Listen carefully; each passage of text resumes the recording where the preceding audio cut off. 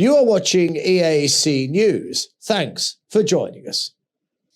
England captain Joe Root has backed Rory Burns and Jack Leach to rebound from their horror show in the series opening defeat in Brisbane, as the tourists look to square the Ashes with victory in the second test at Adelaide Oval.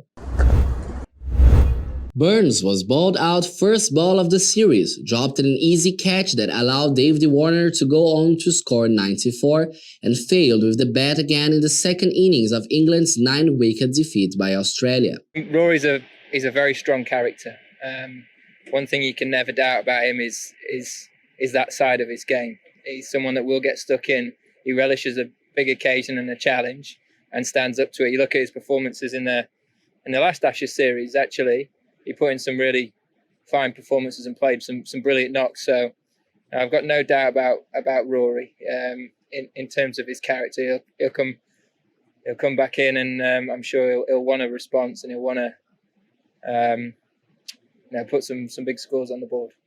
He says he's sure Rory will come back in and will want a response and to put some big scores on the board. Leach conceded 102 at nearly 8 runs per over as Australia's batsman hit the spinner out of the tag.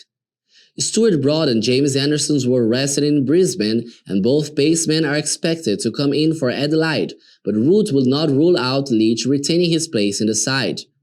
In the 2017-18 Ashes series, England lost the pink ball test in Adelaide on the way to a 4-0 defeat and will face an opponent who have never lost a test under lights. Root said his batsmen should feel more comfortable against the swinging pink ball after they struggled with the bounce at the Gabba, where they were stickled with 147 in the first innings and lost 8 wickets in a session in the second. I don't think it's as straightforward as looking at that as a concern. I think actually you look at it and you think they took an opportunity, they played it pretty well.